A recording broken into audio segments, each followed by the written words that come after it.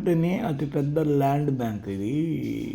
దీని మీద ఇప్పటికీ హిందూ సంఘాలు లేకపోతే బీజేపీ అనుబంధ సంస్థలు ఇవన్నీ చాలా భారీ ఎత్తున పోరాడుతున్నాయి. వక్ఫ్ కావచ్చు, మీకు ఆ తర్వాత శ్మశానాలు కావచ్చు, ముస్లిం శ్మశానాలు ఇవన్నీ ఏంటంటే వాళ్ళని విపరీతమైన ల్యాండ్ బ్యాంకులుగా తీర్చిదిద్దే అంశాలు అవి.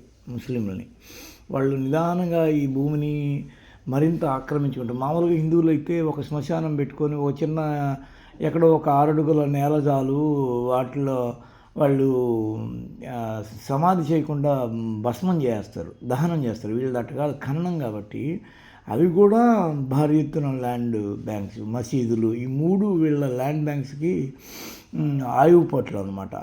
వీటి మీద ఇప్పుడు కేంద్రం ఆంక్షలు పెట్టింది. బోర్డుల్లో మహిళలకు చుట్టూ ఆస్తుల పరిరక్షణ బాధ్యత కలెక్టర్లకు. 40 సంవత్సరాల కేంద్ర కేబినెట్ ఒకే ప్రస్తుత సమావేశాల్లో